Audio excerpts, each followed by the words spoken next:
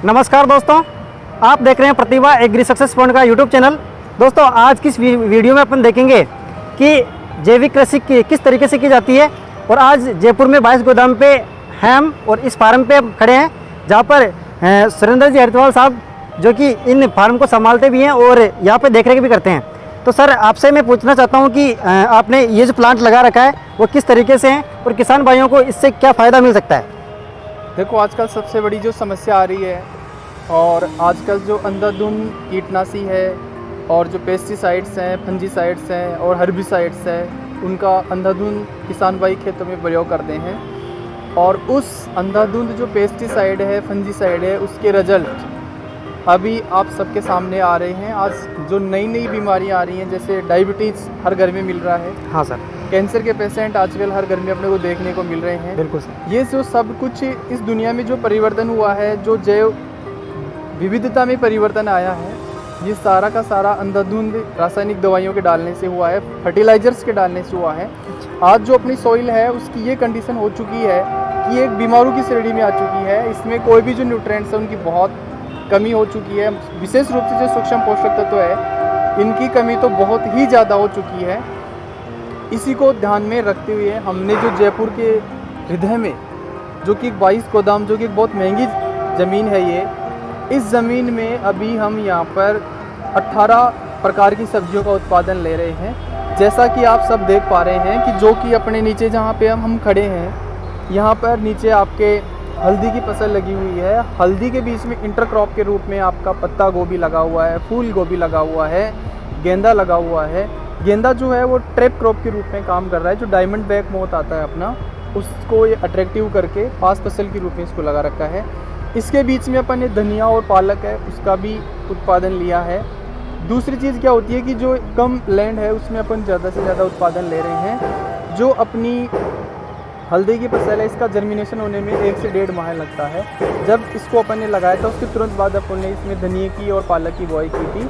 तो 1.5 से 2 महीने में अपना जो धनिया और पालक है वो ले चुके हैं अपन। और उसके बाद में जब इसका जर्मिनेशन हुआ उससे 1 माह पहले अपन ने इसमें लौकी है और फूल गोभी है। लौकी जो अपन ने साइड में किनारों पे लगा रखी है वो 8 फीट की डिस्टेंस पे लगा रखी है, जो कि मचान के ऊपर लगी हुई है। लेकिन जो नीचे अपन ने इसमें लगा रखा है फूल गोभी और पत्ता गोभी, जो कि अपने को 20 से 25 दिन बाद में अपने को उत्पादन देगी, वो अपन आराम से प्रोडक्शन लेंगे। और साइड की जो रो हैं उनमें अपन ने बैंगन की फसल भी लगा रखी है। और उसके बाद में जो बैंगन के पौधे हैं अपने, उनके बीच में 4 फीट की डिस्टेंस पर अपन ने जो हिमसिकर टमाटर है बेल वाला, वो भी लगा रखा है। उससे क्या होता है कि 3-4 महीने में अपने को जो हिमसिकर का पौधा है वो नर्सरी लगाने के बाद में अपने को उत्पादन देगा लगातार। अप्रैल तक अपने को उत्पादन देगा, तो उत्पादन भी अपन उससे लेंगे। तो ये एक बहुत बेहतरीन आइडिया है और हर किसान के लिए एक बहुत अच्छा वरदान साबित हो सकता है। सुरेंद्र जी, आपसे एक सवाल मैं पूछना चाहूँगा कि अधिकतर हमारे जो ग्रामीण क्षेत्रों के जो किसान हैं वो भी अधिकतर ये ऐसा लगाना चाहते हैं, किस तरीके से सब्जी उगाना चाहते हैं और इस तरीके से डिस्टेंस रखवाना चाहते हैं। लेकिन अधिकतर उन किसानों की प्रॉब्लम ये होती है कि उनकी जो है फसल अच्छी नहीं हो पाती है। तो उसके लिए क्या राय है? जैसा कि अपन बात कर रहे हैं कि जो ग्रामीण एरियाज़ हैं अपने, तो ग्रामीण एरियाज़ में क्या होता है कि वहाँ पे पारंपरिक खेती करते हैं, ट्रेडिशनल खेती। हाँ सर। जो खेती 100 साल, 150 साल, 500 साल से चलती आ रही है, उसी को किसान रिपीट कर रहा है। जिस एरिया में गेहूँ है, सरसों है, वो वही फसलें लेता है। नवाचार वो कुछ अपनाता नहीं है।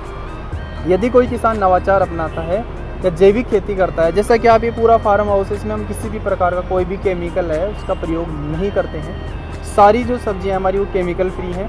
दूसरा हमारा एक कंसेप्ट है, वो है जहर मुक्त एवं संतुलित खेती। संतुलित खेती का मीन्स हम ये मानते हैं कि जितनी भी हमारी सब्जियां हैं या जितनी भी हमारी यहाँ पे वेजिटेबल लगी हुई हैं, वो सारी न्यूट्रिएंट रिच सब्जियां लगी हुई हैं। उनमें जो पोषक तत्व है उनकी अच्छी खासी प्रधानता है। क्योंकि जैसे आज अपन देखें कि जो अपना पालक होता है, किसी कैंसर पेशेंट को अपन बोले कि आप पालक का ज़्यादा सेवन करें, क्योंकि पालक में सबसे ज़्यादा आयरन बताते हैं। सही। लेकिन यदि उस पालक को अपन मार्केट से ला करके देखते हैं तो उसमें जो आयरन है अपना, वो मात्र 6 या 7% के लगभग मिलता है। लेकिन हम जो कंसेप्ट पे काम कर रहे हैं, हमारा मुख्य ध्येय यही है कि हम जो पालक की फसल है इसमें 64 तो नहीं, लेकिन कम से कम 40% तक तो हम इसमें जो आयरन है उसको ले जाएं, उस लेवल तक उसको पहुंचाएं और एक अच्छे जो घर है या परिवार है वहाँ तक हम हमारी जो सब्जियाँ उनको पहुँचाएँ। लॉकडाउन में हमने यहाँ पे आसपास के जितने भी कस्टमर हैं उनको बहुत ही अच्छी वाजिब रेट पे सारी ताज़ी सब्जियाँ प्रदान की है। दोस्तों आपसे भी ये कहना चाहूँगा कि जैसा कि सर ने बताया उस तरीके से अगर अपन कृषि करेंगे और उस तरीके से अपन मेंटेन के अनुसार करेंगे सब कार्य को, तो अपनी सब्जी अपन जो है अच्छे से कर सकते हैं। और दूसरी बात ये कि अपने जो न्यूट्रॉन जो पोषक तत्व है वो भी अच्छे से हो सकते हैं। अपने को जैविक कृषि अपनानी चाहिए। वैसे रसायनों का प्रयोग बहुत कम करना है। अगर अपन रसायनों का प्रयोग कम करेंगे तो अपनी जो बीमारियाँ हैं जो अधिकतर चलती रहती है वो भी कम हो जाएगी। कैंसर वगैरह ये जो बीमारियाँ हैं वो भी कम हो जाएगी दोस्तों। तो सर आपसे मैं एक चीज़ और पूछना चाहूँगा कि जैसे अपन ग्रामीण क्षेत्रों की बात करते हैं, जैसे ये इस खेत के अंदर अपन ने क्रॉप लगा रखी है, इसी तरीके से अगर अपन बिना ड्रिप के लगाएं तो भी सक्सेस हो जाएगी क्या? हाँ देखो, बिना ड्रिप के भी अपन लगा सकते हैं, लेकिन बिना ड्रिप के वहीं सक्सेस होती है जहाँ पानी की बहुत ज़्यादा दिक्कत होती है। अच्छा, उन्हीं क्षेत्रों के लिए उपयुक्त है। लेकिन मैं तो कहना चाहूँगा कि जहाँ पानी की दिक्कत है वहाँ पर भी आप ड्रिप लगाएं, क्योंकि ड्रिप पर भी राजस्थान सरकार, भारत सरकार है वो 70% सब्सिडी दे रही है। इसमें कोई ज़्यादा लागत नहीं आती है। दूसरी चीज़, इसमें जो मेहनत है वो बहुत कम करनी पड़ती है। यदि अपन फ्लड सिंचाई करते हैं, बाढ़ सिंचाई करते हैं, तो उसमें अपनी मेहनत बहुत ज़्यादा लगती है। दूसरा, उसमें पानी का बहुत ज़्यादा लॉस होता है, न्यूट्रेंट्स का भी उसमें बहुत ज़्यादा लॉस होता है। लेकिन इस विधि में न न्यूट्रेंट का लॉस होगा आपका, और जो न्यूट्रेंट है उसको अपन पौधे की जड़ों तक आराम से पहुंचा सकते हैं। तो ड्रिप और फव्वारा है, इसको तो मैं बहुत अच्छा रामबाण मानता हूँ, क्योंकि ये पानी बचाने के सबसे बड़े साधन हैं।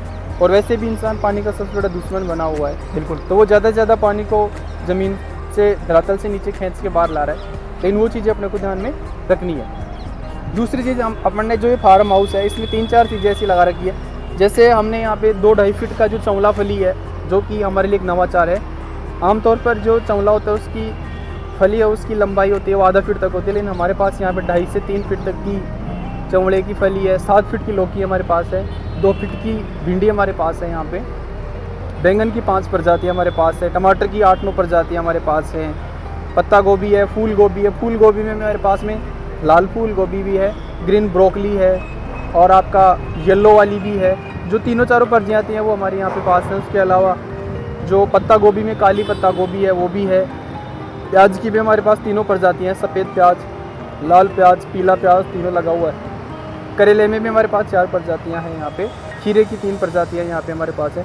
मतलब बहुत सारे नवाचार हमारे पास यहाँ पे हैं। और बहुत सारे युवा जो IITian बंदे हैं, बीटेक इंजीनियर बंदे हैं, वो हमारे यहाँ पे ट्रेनिंग लेने भी आते हैं। और अभी हमारी जो मनोहरपुर फार्म हाउस है वहाँ पे 51 बीघा में जो फार्म हाउस बना हुआ है, वहाँ पे वानिकी मतलब हॉर्टिकल्चर क्रॉप्स भी लगी हुई हैं, जिसमें अनार है, कश्मीरी एप्पल, बेर है, अमरूद है, पिंक ताइवान, सफ़ेद जामुन है, अनार है, नींबू है, आम है, अंजीर है।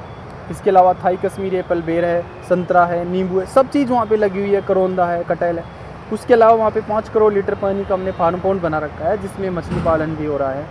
उसी के साथ में वहाँ पे अभी फूड प्रोसेसिंग यूनिट भी हमने स्थापित की है, जिसमें दाल मिल है, कोल्ड आटा प्रोसेस चक्की है, और भी कई प्रकार के हमने वहाँ पे इंडस्ट्री टाइप से लगा रखा है। वहाँ पे बहुत सारे बच्चे हमारे पास वहाँ पे सीखने आते हैं, ट्रेनिंग लेने आते हैं। हमारे एक्सपर्ट उनको ट्रेनिंग देते हैं। बहुत बहुत धन्यवाद सर, आपने जो किसान भाइयों को और विद्यार्थी मित्रों को जानकारी दी, इसलिए आपका बहुत बहुत धन्यवाद। धन्यवाद किसान भाइयों, जय हिंद, राम राम सर।